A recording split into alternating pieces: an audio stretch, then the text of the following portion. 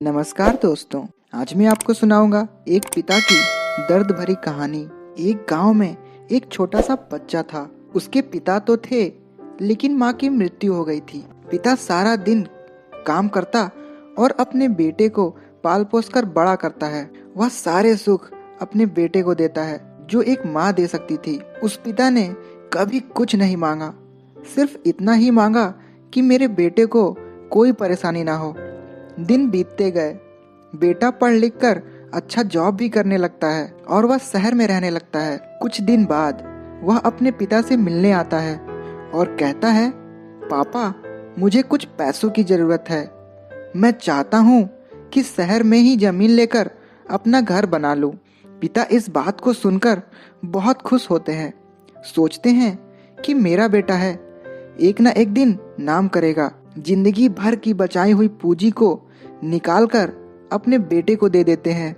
बेटा शहर चला जाता है और उन पैसों से अपना घर बना लेता है। पिता इधर इंतजार करता रहता है कि मेरा बेटा फिर से आएगा, एक ना एक दिन तो मेरे पास आएगा ही। जाएगा कहाँ? उसके पास अब कोई नहीं जाता था, क्योंकि ना ही उस पिता के पास पैसे थे और ना ही रहने का जगह था। कुछ दिन बाद बेटा फिर लौट कर आता है और अपने पिता से कहता है, पापा अब आप दादाजी बनने वाले हैं। पिता को बहुत खुशी होती है। इस बात को सुनकर वह कहते हैं, तू मुझे मेरी बहू और पोता से कब मिलाएगा? बेटा कहता है, बस पापा थोड़े दिन और।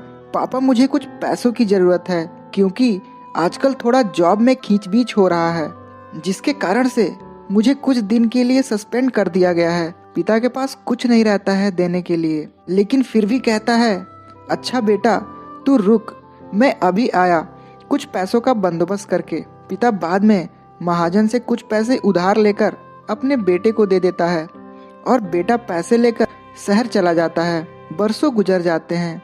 पिता सोचते हैं कि मैं तो अब दादाजी बन गया हूँगा, मेरा बेटा पता नहीं मेरे नाती को लेकर कब आएगा। फिर सोचने लगते हैं, समय नहीं मिलता होगा, इसलिए मेरा बेटा अभी तक आया नहीं, वरना आया जरूर होता। तब तक महाजन 2-3 आदमी को लेकर उस पिता के घर पर आता है और कहता है, आपके वादे के मुताबिक मैं पूरे 3 महीने बाद आया हूँ अपने पैसे ले जाने। पिता कहते हैं, मेरे पास पैसे नहीं है देने के लिए।